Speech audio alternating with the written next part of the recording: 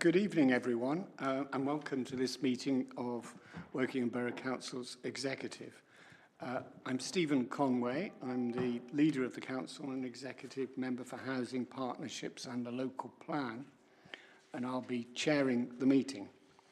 And before we get going on the business of the meeting, I just need to do the normal bits of housekeeping, and please ensure any mobile devices or mobile phones are switched off.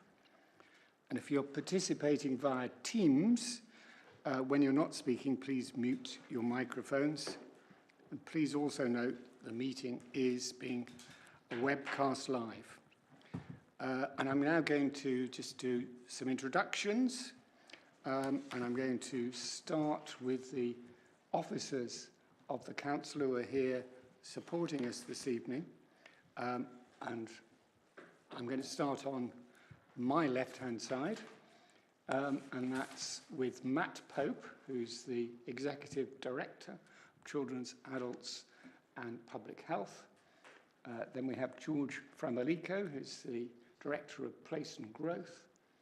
And then on the table behind me, we have Priya Patel, who's Head of Democratic Services, Graham Ebers, who's the Chief Finance Officer and Deputy Chief Executive, and Andrew Moulton, who is Head of Democratic and... Oh, no, you're not Head of Democratic and Electoral Services, you're Assistant Director of Governance. Sorry, Andrew. And online, we have Sally Watkin, whose title usually eludes me, but I've checked in advance. She's Director of Corporate Community and Change. And we have also David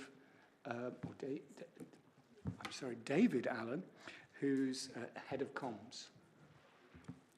So that's the council officers. I'm going to actually invite my executive colleagues to introduce themselves with their name and executive areas of executive responsibility. I'm going to start with David. I'm David Hare. I'm Executive Member for Adult Services, Health and Wellbeing. Good evening, I'm Rachel Bishop-Firth. I'm the Executive Member for Resident Services, Inclusion and Fighting Poverty. Good evening, I'm Mark Ashwell and I'm Executive Member for Economic Development, Sport, Leisure and the Arts. Good evening, I'm Imogen Shepherd-Bay. I'm the Executive Member for Finance and Governance. Hello everybody, I'm Prue Bray. I'm the Executive Member for Children's Services and Deputy Leader of the Council. Hello, I'm Catherine Harding. I'm the Executive Member for Environment and Climate Emergency. Good evening, I'm Martin Alder. I'm the Executive Member for Planning and Enforcement. Hello, Lou Timlin. I'm the Executive Member for Community Safety and Public Protection. Hello, my name is Adrian Bestridge. I'm the Executive Member for Active Travel, Transport and Highways. Great, thank you very much, colleagues. I don't think I have any apologies for absence because I believe everyone is here. So we can pass over item 89 and move on to item 90, and that's the minutes of the previous meeting. Those who were present then, could they confirm that those meetings are accurate? I don't believe there's any problem with them. Yes, that's great. Thank you very much. So I'm going to sign those now and pass them back. Thank you. We now come to declarations of interest on any items on this evening's agenda.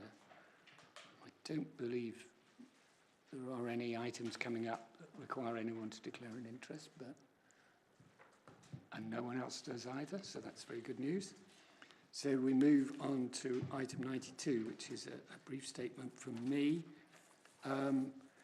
And the starting point is I think, entirely appropriate, which is to welcome some new colleagues to the executive.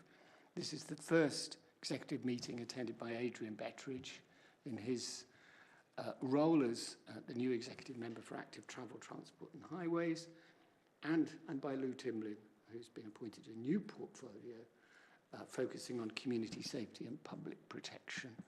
And I welcome them to the executive and look forward enormously to working with them over the next year. And I'm also pleased that my other colleagues remain on the executive. The most recent addition, just before the annual council meeting, was Catherine, who I don't think has been here in person at a meeting, so welcome to her as well.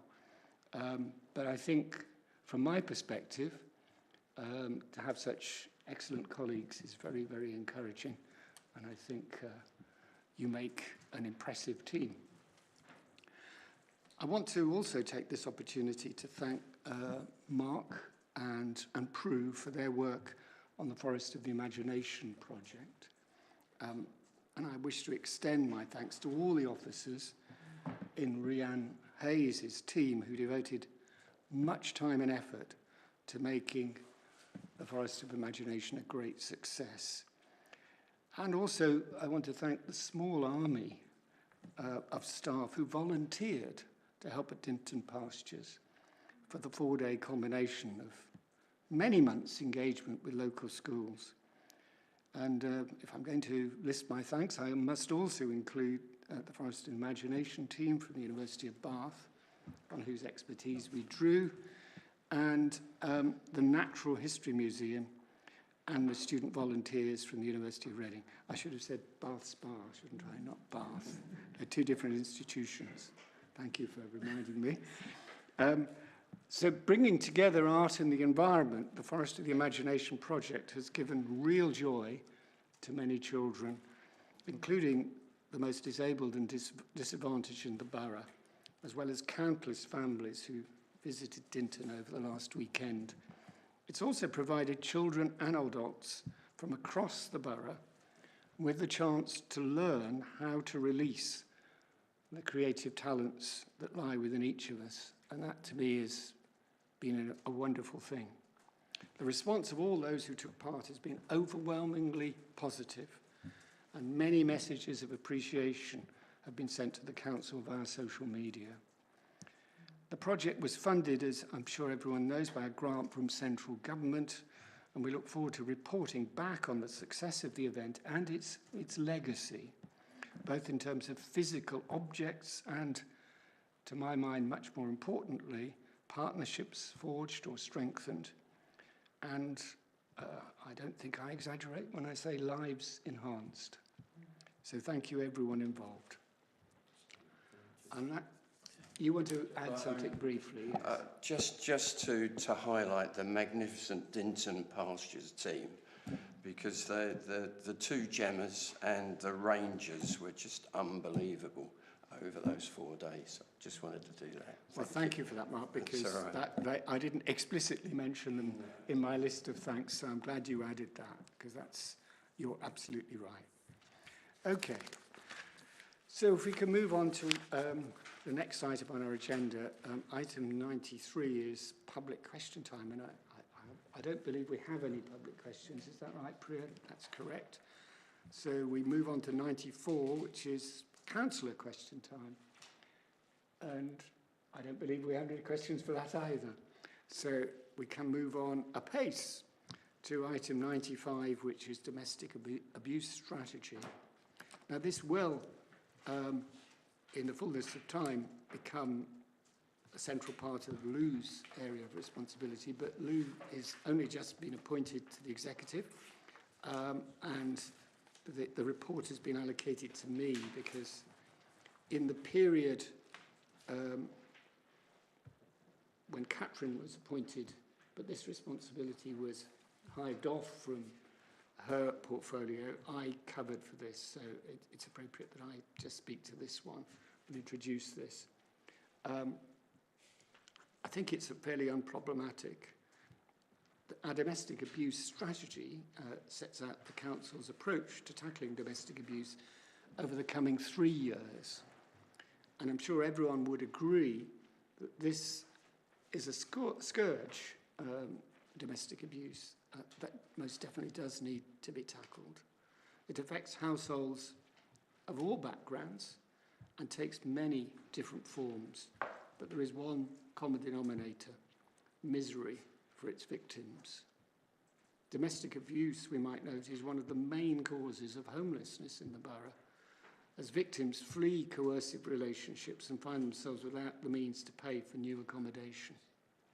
Homelessness, as we know, creates many problems for those affected, but it also costs the council significant amounts of money, as we lack the quantity of temporary accommodation needed and are obliged to pay for expensive emergency bed and breakfast accommodation.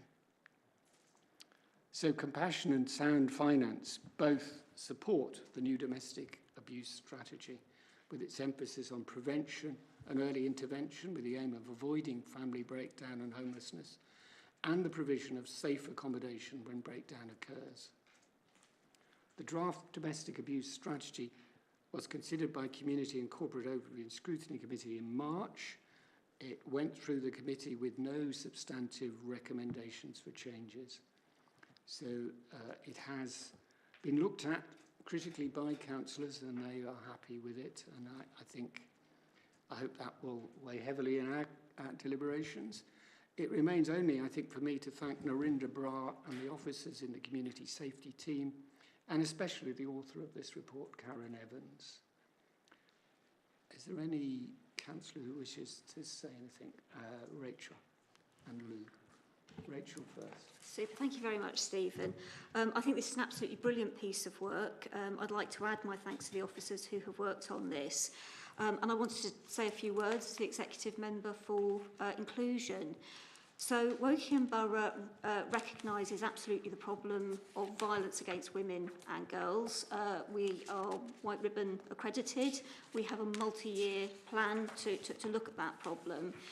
What this strategy does is it looks at what is unfortunately a wider problem, which is domestic abuse.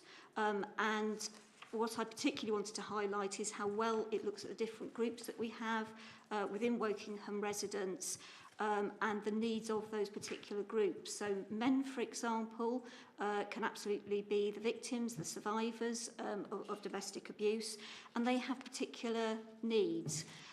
Men are much less likely than women to report that they have been the victim of domestic abuse. And unfortunately, very often when they do report at the moment, they say they feel that maybe they're not taken seriously, they feel that they've not been believed.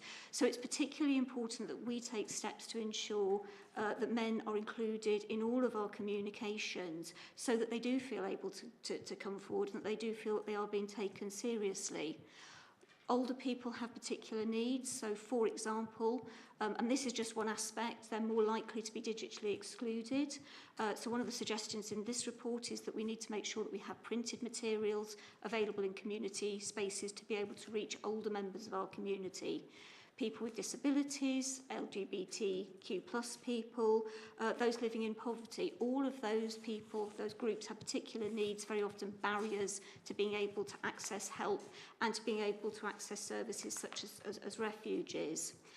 And I think when it comes to diversity, equality and inclusion, this report looks at the diversity of different groups within our borough, different groups of residents. It looks at what their different needs are so that they can be fully included, so that they have equality of access. And very often what people will need is additional steps to be taken for them to include them, which is equity. So, you know, we as a borough, we do take equality, diversity and inclusion seriously. And I think this is a great example of practical ways that we use that to serve our residents. So thank you very much. Thank you very much, Rachel, for those comments. We've got now a small army of people wanting to speak, but we're going to go to Lou first and then Prue. Thanks. Thank you, Rachel. That was one of the points I wanted to make as well. Just really comment on how data-driven and evidence-driven this strategy is, and really diving into the detail and understanding the demographics of people impacted and their specific needs. I think that's a real strength. I think another strength that we need to pull out as well is the co-production, how this is really survivor-centred strategy, and that's been done by working with victim survivors and a whole host of organisations who work across the borough, providing various different support and really building on the work that's been done in the last 3 years. And I did just want to call out one example because I think it's a real testament to the work that's been done and will continue to be done around being survivor-centred. And that's the fact that we're now DAHA accredited, so Domestic Abuse Housing Alliance accreditation. So I think we sort of have this vision in our mind of people, and we tend to think of women, fleeing their houses and having to be put up somewhere else. And what we're looking at is, well, can we do things differently, and how can we keep victims in their houses and keep them safe in their own homes? So really trying to take a different approach, which I think is a real credit to the team. It is. Thank you, Lou. that's it. And I think your comments reveal that it was totally unnecessary for me to present the report. You should have done it because you're very clearly up to speed already, and that's wonderful. Thank you very much. Prue, you wanted to say the final word on Yes, this the final before I word, ask because I colleagues to realised support as we it. started on this item that I had failed to make a note to myself that I ought to declare an interest on it, because Kaleidoscopic is mentioned in the report, and I am a trustee of Kaleidoscopic, which is a domestic abuse charity. I think I need to put that on the record. I don't think that's an interest that requires you not to vote on this item, but thank you for making that clear. So we have a very simple recommendation on page 10 of your report. The executive approve this strategy. Can I ask everyone to show their approval? And that is unanimous. Thank you very much, everyone. So we now move on to item 96, the opening of new nursery provision at the Collerton Primary School. And I'm going to ask Prue, as Executive Member for Children's Services, to lead on this. This is really, it's a technical matter. I'll just try and that it's here. I'll just try and explain why it is. There is an existing preschool at Collerton Primary School, which is in Twyford, which is classed as private provision. It's run by a small charity.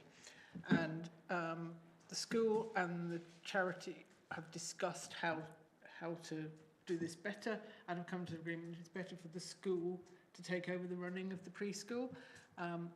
This is quite good in many ways, actually. It makes us potentially more sustainable. It means that the school staff will be running it, which is likely to mean to better qualified staff and so on. Nothing wrong with the current provision, but it's a kind of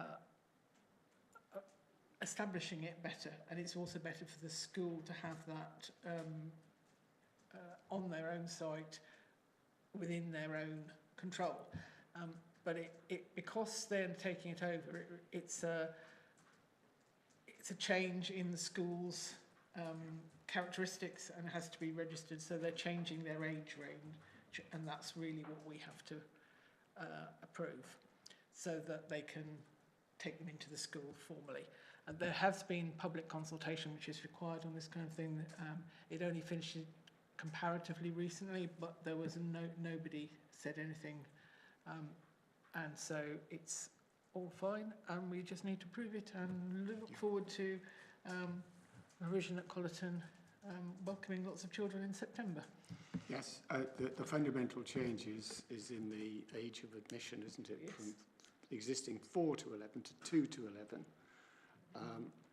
And I think from the school's perspective, this will be a very positive thing. Into many of our junior schools are facing challenges with falling roles, so this will give the school a potential for extra pupils coming through. So I think this is a good news item.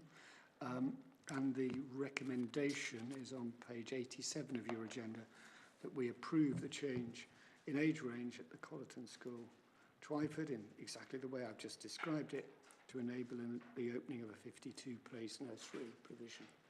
Again, if I could ask those in favour to show. Thank you very much. That's everyone.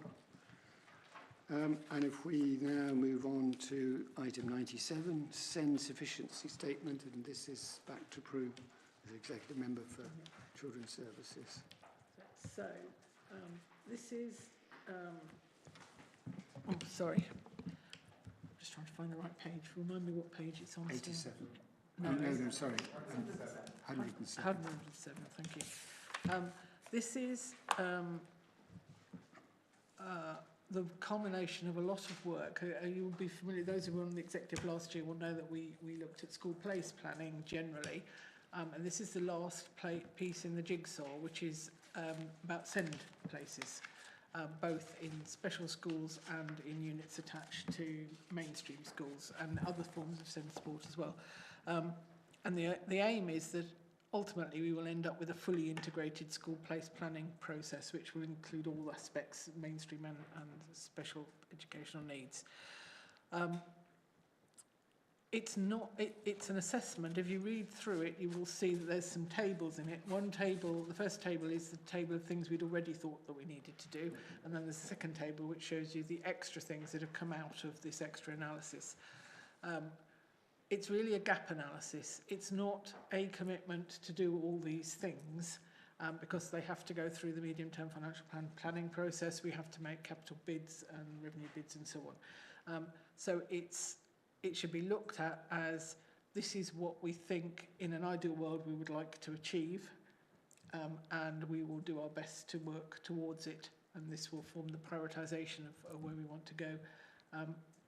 But it's not a commitment to spend £15 million at this stage, just to reassure everybody. I'm sure we will be doing some of it, but exactly how much it is depends on what our resources are. Thank you, Prue. That's it, really. Yeah, Yes. thank you very much.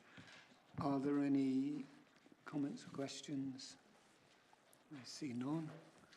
So the recommendation on this item is on page 107. And there are 3 recommendations, as you can see, to note the content of the SEND sufficiency statement, and in particular recommendations for the development of additional specialist capacity in future years. 2, formally to approve the adoption of the SEND sufficiency statement.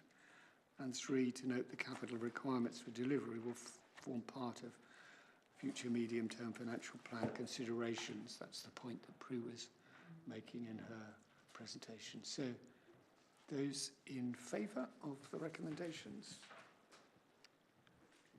That is everyone. Lovely, thank you. And now we're going to move on to item 98, which is on page 141 of your agenda. This is procurement of commercial property owners insurance. It is Imogen who's going to present this report. Thank you, Stephen. This report asks us to start the procedures to purchase, via a competitive procurement process, the insurance policy to cover the council's commercial property assets and its tenants. So it's not operational assets such as this building in Shoot End, but it's the retail investments such as Peach Place, the shops at Elmsfield, Waitrose, etc. This insurance will need to commence from the 30th of June 2026. We are also being asked to delegate the design of the contract to Graham Ebers, our Director of Resource and Assets, in consultation with the Council's brokers. It is proposed to retend the cover for 3 years, plus the option to extend it cover for a further 2 years, but an open competitive tendering process will ensure that the Council has sought the best possible value for our residents. There's quite a lot of detail in this report on what the priorities will be, the timetable and how it will be monitored, but the objective is to ensure that the Council is protected and remains cost effective. So all I can ask is, can we agree, really? Lovely, thank you, Imogen. The recommendation is on page 107, I think. 141. Sorry, 141. I don't know why I It's 2 said recommendations. I'm back at the wrong page number. The 2 recommendations on page 141 to conduct a competitive procurement exercise to enable the council to obtain the best value insurance policy to provide adequate cover for the council and its tenants, and 2, delegate the design of the contract specifications to the Director of Resources and Assets in consultation with the council's insurance brokers. Those in favour, please show. Thank you very much, everyone. That is unanimous. And we come to the last item on our agenda item 99. This is procurement of energy contract, and I think it falls to me to present this report. And as you can see, we're asked to recommend to Council the procurement route of direct award and the award itself of the 2026-27 energy contract to Laser Energy. The contract supplies energy to all the council's corporate sites, but it also provides energy to schools and partner organisations that have signed up to the contract. Laser Energy is the current contractor, so there's continuity. And as you can see from the report, Laser Energy has a very good record in providing our energy requirements at the best price, which they do by advanced bulk purchase at locked-in rates. And I want to thank Sarah Morgan and her commercial property team for their work on this and for this report. I don't think there's anything more I need to say. Is there any question or observation? Yes, please, Catherine. Just to note, I think the context of this time period is obviously we anticipate the Balcombe Solar Farm coming online, and as outlined in the report, that is a significant change to the council's energy position. So the flexibility from pursuing this approach seems entirely appropriate, and we'll be able to look at a longer term strategic decision in following this contract term. Yes, I think the decision we'll have to reach once the Balcombe Solar Farm becomes operative is how we deploy the money we make from that, we generate from that, whether we put it towards general service support or whether we use it to effectively offset our own energy costs. But either way, it is going to make a massive contribution to the council. So, thank you for that, Catherine. Any other comments? No, I see none. So we'll go to the vote, if we may. And the recommendation is slightly complex. It's that the executive recommend to council the procurement strategy of a direct award and the award of the 2026-27 energy contract to Laser Energy. So those in favour, please show. And that is unanimous. Thank you very much. Thank you everyone for your attendance and contributions. And I think that is the end of our meeting. In record time, I think. Thank you. Half an hour? Oh, yes, just under half an hour. I think you should turn your microphone on.